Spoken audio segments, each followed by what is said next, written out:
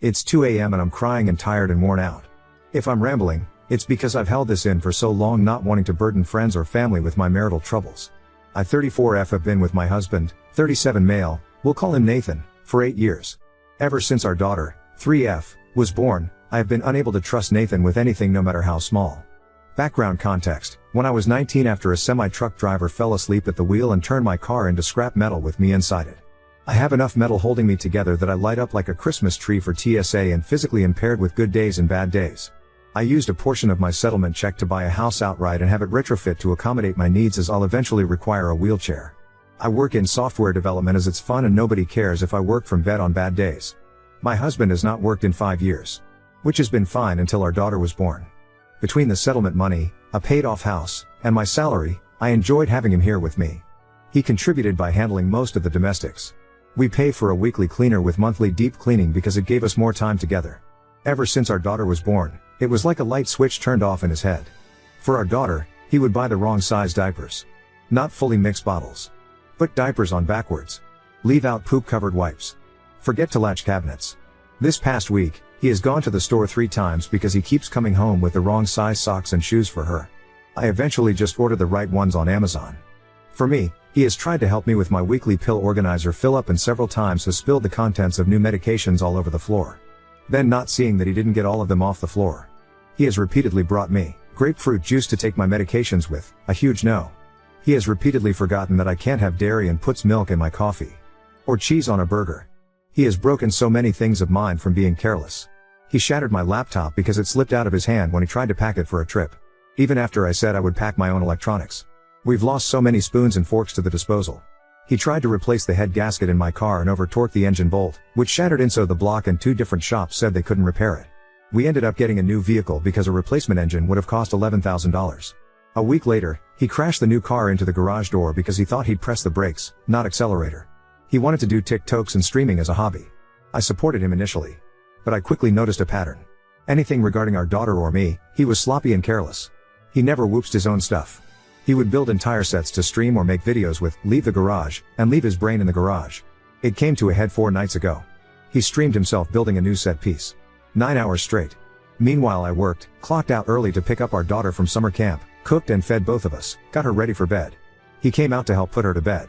I let him know that I needed to get some work done and would be in my office. And I asked him to take the trash out. He says he will. 2 hours later, I left my office and the house felt really warm. He'd taken the trash out, but left our front door partially open. And was back in the garage with his game volume really loud. I panicked since our daughter is able to get out of bed, and thankfully she was sound asleep. But she could have easily toddled right out of the house and he wouldn't have noticed. Then I noticed a stove top burner was on. With a small pot on it with nothing inside. I didn't use the stove for cooking that night. I popped my head into the garage and said, "Hey, I need you for a minute." I informed him of the door situation and he responds, "I thought I locked it." We checked the camera and no, he did not. I asked about the burner being on and he said he was planning to make ramen and forgot. He pulled the still hot pot off the burner and put it straight into the sink on top of our daughter's favorite plastic plate. Which is now ruined. I'll admit I overreacted and screamed, "What are you doing?" He realized what he'd done and pulls the pot off our daughter's plate. And straight onto the countertop. I grab it quickly and run it under water to cool it down. I tell him I can't tonight. I can't deal with him. I'm taking my meds and going to sleep. He gets a cup from the cupboard, and sets it straight onto the burner that had been on. I hit my limit. I started crying. He kept saying that it was fine, things happen, it's just an accident, he's had a rough day from streaming, he's just tired. Why am I crying? It's just a cup. We can replace it. The anger hit and I said it's because I have a liability and not a partner. He said, "What the fuck does that mean?" I screamed that it's because I can't trust him to do anything. That I'm always having to watch him like a child. Always having to bear the costs of his mistakes. That every time I get careless and think I can trust him to be an adult, I'm always the one getting fucked over. I then said, "I can't see you as a partner anymore. You're just another liability in my checkbook." He immediately stormed out of the kitchen and went to bed. I called my mom and told her what happened. She thinks it's just stress and offered to take our daughter for a week so we could figure this out without our daughter seeing it. She says it was an asshole thing to call my husband a liability. In the morning, I told my husband that my mom would pick up our daughter from summer camp and offered to watch her for a week. He said okay, and that's the only interaction we've had since. He spends all day in the garage playing games with his friends, making TikToks, and streaming. For food, he's been ordering DoorDash and having the person deliver it in the garage. It's been days and he refuses to be in the same room as me. I've tried messaging him to ask if we can talk. Or figure out a solution. But he's just left me on read. If I pop into the garage, he ignores me but apologizes to his friends or viewers for the interruption and geek unmute his mic when the noise stops. Before the blow up, I've asked if there was something going on. I tried to gently respond every time he screwed up so our daughter didn't associate mistake to anger. I asked him to schedule with a doctor to see if something was going wrong medically. He always said I was overreacting, people make mistakes. And didn't see an issue, even when the same mistakes kept happening. When I tried to get him to understand that it was concerning just how expensive his mistakes were getting, he'd wave it off as it's not like we can't afford it. I love him dearly, I just miss the person he was before we had a child. The one I could trust and rely on. Did I screw this up forever? Was I being too harsh on his mistakes? Update 1. Before I get into the update, going to answer some repeated questions. Why does my husband not work? He can easily find employment, but we both agreed that the pay was never worth the toxic environment of his field unless he wanted to start his own business, which he did not. He worked in home repair and renovation. It was gross how his coworkers spoke of and treated women, female customers and coworkers alike. He saw many female coworkers be sexually harassed into quitting. He hated how gross it made him feel when sales and adjusters would take advantage of women. Yes, selling inferior and unnecessary services at a premium is a thing. If he said anything, his hours would get cut until he left. He left one job on the first day because his boss left a screaming voicemail for not selling a refrigerant service to a young black couple who didn't even need refrigerant. Yes, he's got documentation and reported multiple employers to the state labor board. And checked back. Nothing was ever done to our knowledge. He's also tried a factory job and a warehouse since leaving the trades. Both heavily penalized him for needing scheduled time off for my medical needs. There's no worker protection here for any of that until FMLA, unpaid, which takes a year to be eligible for. Yes. It is a privilege to walk away from a paying job with your middle fingers held high. I have done the same many times, but I'm happy where I'm at right now because it's the opposite of toxic. I'm thriving and our company has a no penalty, unlimited paid sick/medical leave policy that is strictly enforced at all levels of management. Any lead who penalizes people for taking leave gets sacked. A unicorn of a company. Add in a child and short of finding another unicorn employer who won't penalize him for needing time off for me or our daughter, such as when daycare closed for a week due to an RSV outbreak, puts him out of the workforce until either I stop working or our child old enough to not need consistent monitoring. Last reason for this dynamic is that although I'm disabled, my job pays almost double the highest salary he's ever had. With no reduction in pay for needing time off. It doesn't make financial sense for us to switch who the working partner is.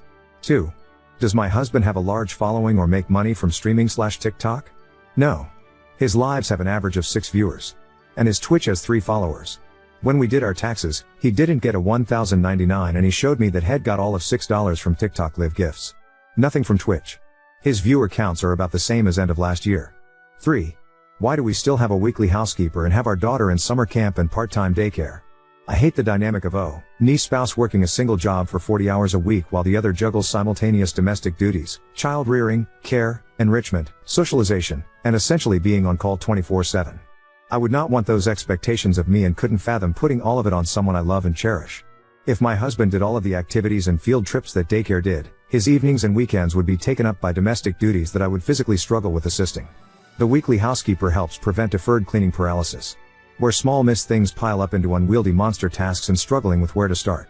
The monthly deep clean and organization has been a world of self-care as we navigated to having an infant and the transition from infant to toddler. 4. The allowance thing. Yes. I wanted a dynamic where my husband had his own money even if he was not working a paying job. Maybe I've been on social media too long, but I've read so many stories of non-working spouses, albeit mostly women, being financially abused or unable to leave marriages because they did not have access to money they could save up in private. Should I have stopped it sooner when our dynamic became too unbalanced? Yes. I own that. 5. As for what happens if/when we divorce, the house and settlement balance is in a trust completely separated and as far as my lawyer can tell, out of his reach. Alimony would be up for a judge to decide, but between my documentation, that his licenses/certs aren't expired, plus my continual medical costs, Terry's a good chance of not being obligated. Hopefully that answers most or all of the background related questions. On to the update. Friday I finished work to the smell of food being cooked. My husband was plating dinner on the table when I left my office. He said he wanted to talk over dinner. Some people had given me a heads up that my story was on multiple TikToks and am grateful because it meant being prepared for possibility he would see it. Which, I have feelings about my post being used for content on the very platform my child and I have been neglected for. Not good ones. He did see one. He asked if it was me and I told him the truth. Yes, I wrote it. Yes, that's how I feel. And yes, I read the comments on Reddit. And no, I won't delete or change how I write about him just because I know he can see it. I don't know how to describe his reaction, but he said he'd spent the last day reflecting on just how bad could it be for so many medical diagnosis suggestions be given as reason and justification. He did say that he's not ADHD. His mom was addicted to opioids and Ritalin when he was a kid, and she tried to get numerous doctors to have him diagnosed ADHD. She had him believing he was, so he also sought out 2 opinions once he was an adult. He didn't learn about her addiction until his mid-20s. He did seek therapy once he was aware that his mom was trying to use him for pills. He said he was willing to see a psychiatrist one more time, but he doesn't think he's ADHD or autistic at all. He does think he might be depressed though. If not depressed, he will ask about some of the other medical suggestions if it will ease my worry or rule out a major problem. He did sound genuine in this, but something he said is sticking with me. He said it jokingly and apologized as soon as he saw the hurt in my eyes. That everyone saying there's something wrong in his brain must be onto something, since he chose to love and marry someone medically fragile, knowing our life together would be anything but normal. He did also admit that the night he'd left the door open, the pot on, ruined our child's favorite dish, and a cup, he drank a little too much on his stream. And would monitor that more closely. He said the last few nights, he had been filling his wine bottle with grape juice so it looked like he was a jolly drinking Viking, but was actually sober. He said he would keep doing After dinner, we went out and he surprised me with seeing the new Deadpool movie. We didn't go to our normal theater because he looked up what each theater had for limited edition popcorn buckets. I now have the baby Deadpool one that holds popcorn and a drink. We spent the next day going over the extent of how our family dynamic changed for the worse. How the little things have added up. How I see change as a part of an apology. If you verbally apologize but repeatedly do the same thing, the apology words are worthless to me. And that he didn't recognize just how frequently he was making the same/similar oopsies. Sunday, we spent talking over short and long term. What needs to change immediately, him scheduling his own doctor appointments. Timelines for expectations. He agreed that replacing or fixing things he caused will no longer come out of our expense account. He will pay it from his allowance account. Which we talked about. I did turn deposits back on, but only for $50 per paycheck. He suggested we keep it that way until he's paid back the cost of repairing the garage and car from earlier this year. He said it will take him far longer to undo the cost of destroying the engine to my last vehicle, but that he's going to step up and find ways to make it right. Just so you know. Yes. I see the red flags. Love bombing. Not knowing how frequently despite repeated talks. Thinking verbal apologies are the final step in apologizing, and not understanding that repeatedly doing the same problem thing is the same as never apologizing. And yes, I know he will read this. Do I actually think this is resolved and we will come out of this as a perfect married couple who stays together until one of us croaks? Not really. Full offense to husband, for now. Is it a potential resolution? Maybe. But my husband is fully aware that he has a lot to make up for, a lot to fix, and a tight schedule to make it happen. And that the lesson for our daughter, later in life, is either going to be taking real accountability can steer a wayward ship back to course. Taking accountability is the right thing to do, even if you don't get the result you wanted, or love alone isn't enough. Now on to next story. Boyfriend's fear of hurting me during sex has caused us to go months without any intimacy, leaving me feeling lonely and unfulfilled. I, 24F, and my boyfriend 23M have been dating for nearly 2 years. I'll skip the unnecessary details about our relationship, but we have a very solid one. We live together and have only really argued once in our entire relationship. However, there is a problem. A little over a year ago I developed thrush. For those of you who don't know, it's basically where a woman's vagina becomes very fragile and she is prone to tearing/blistering/small cuts. It itches a little, too. My God, was that horrific. I was on and off trying different creams, but I was so stupid because my sex drive was incredibly high. My boyfriend, I'll call him Dave for the sake of this post, also had a high sex drive. We're talking boners every day, multiple times a day, maybe up to 8 to 12 times a day depending on what we were up to. We would have sex twice a day, every day for a little over a year. I was vocal about my thrush and there were times where I thought it would go away, so I gave myself the green light and we went at it. To anyone reading this, if you or your partner have thrush, please wait at least a week until symptoms end until you have sex again. Please. Because man, it isn't worth it. Every time we had sex, something down there would tear. Thank God he didn't contract it, but I would yelp in pain and I'd have to clean up blood from our bedsheets. It was hell. After around 2 months of me thinking I healed, us trying again, and then me ripping seconds after penetration, he stopped initiating. I totally understand why. It took me about a month and a half of no sex to heal from thrush. I told him that I officially was healed, and he said that he was happy I was okay. However, he wouldn't initiate anything. So I did. I tried everything in the book. I dressed up. I tried dirty talking him. Strutting around naked. You name it, I tried it. Now, our physical affection wasn't affected. We would cuddle for hours, still. It was our sexual affection that ended. After about 3 months of this, I decided to confront him. I asked him what was wrong, and what I could do to make him attracted to me again. After a very long pause, he said that he was still attracted to me. He was just scared of hurting me again. I suggested that we could start slow, maybe just blowjobs, fingering, doing finger stuff, whatever. He agreed, saying that he would like to try it out. A few weeks passed and I tried initiating to no avail. Every time I would try, he'd just kiss me on my forehead and hug me, saying "aw." All followed by cradling me along with more pecks on my forehead, cheek, and lips. Now, this is very cute, but after getting rejected time and time again, it began to hurt. It's been 3 months since then. Recently I brought it up. I didn't want him to think all I wanted in a relationship was sex, so I didn't talk to him about it sooner. But I realized it was taking a toll on my mental health, so I thought it would be best to communicate how I felt. I told him exactly this, and I asked why he wasn't horny around me anymore. He said, "I don't know. But I'll find out what's going on eventually." And that was the end of the conversation. He recently took a blood test and everything was fine. All of his levels were perfectly normal/healthy. He rides his bike 3 to 5 kilometers daily and has a decent social life. Not a lot of drinking, either. He jacks off maybe twice a week, which is completely fine with me. He doesn't watch porn. At least, if he does, it'll be a once or twice a month thing. Another thing to note is that I haven't gained or lost any weight since our relationship started, so I don't think it's anything like /that/. Recently I've been feeling so lonely. No, I will absolutely not cheat on him or seek attention elsewhere. But I feel like less of a woman. I have to go lock myself in the bathroom and turn the bath water on to bawl my eyes out while he's in the other room. I don't want him to see me like this. It's like we're roommates who cuddle, kiss, and have deep conversations. He used to get boners just looking at my clothed body. What changed? I asked if he possibly was traumatized from my thrush. "Am all good down there now?" And he said he wasn't. I don't want to be a controlling girlfriend and tell him he has to have sex with me. Small update, while this is getting attention, sorry it couldn't be a more interesting post, but I've gotten some lovely advice. I am going to assume that he's traumatized but in denial, so a lot of patience is needed for this. I decided that I will slowly show him that nothing is wrong by, gosh, sorry for the TMI, presenting myself to him with a dildo inside. Obviously I won't just drop my pants when he gets home from work, lol. But I'll slowly ease him into watching and see what happens from there. Another update, thank you for the responses. I've gotten some interesting advice from all of you. It varies from, tell him you are thinking about cheating, to Heskay to he's been seeing someone else, to go to couples therapy, and if the above doesn't work, I believe I will suggest going to couples therapy. I forgot to add that I have vaginismus. I'm a total catch, aren't I? And that may have led to thrush/my yeast infection. I will absolutely not cheat on him or threaten him with a breakup. However, I will mention very verbally, but kindly, of course, that this is making me sad. So much so that it plagues my mind every day, and I'll even mention to him the whole crying in bathroom thing, as much as I don't want to. I am on vacation for another 25 days, so I won't have an update until then. Update 1. I returned from my trip abroad after leaving for 1 month.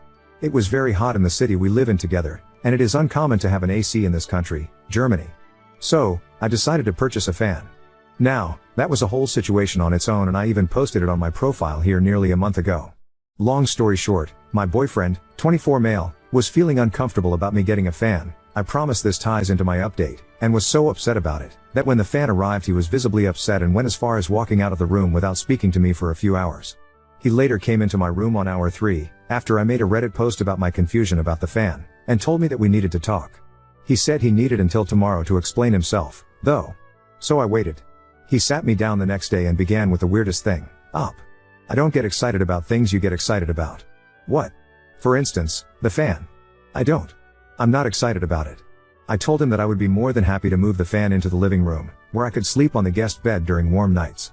He shook his head and told me it wasn't about the fan, and he didn't know why he brought that up. He paused for a long while and began to tell me what was going on with him.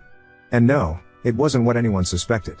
A bit of important background: when we first started dating 2 years ago, on the 3rd date I told him that I wanted children in the future, and I only wanted to be with him if we could be together for the long term. He was happy that I wanted children. I then told him that it was not my wish to be pregnant. I wanted to adopt kids, or if his bloodline was important to him, I would consider surrogacy. He said he was okay with this. Well, months passed. 2 years passed. Apparently, this whole time, he hasn't been intimate with me because he wanted us to have a real family where I would get pregnant. At the moment, I am 25 years old and I don't even want to think about pregnancy. He is 24. Here in Germany it is very uncommon to have children at a young age, and we both agreed that we wanted kids when we're anywhere between 30 to 35 years old. So this took me by surprise.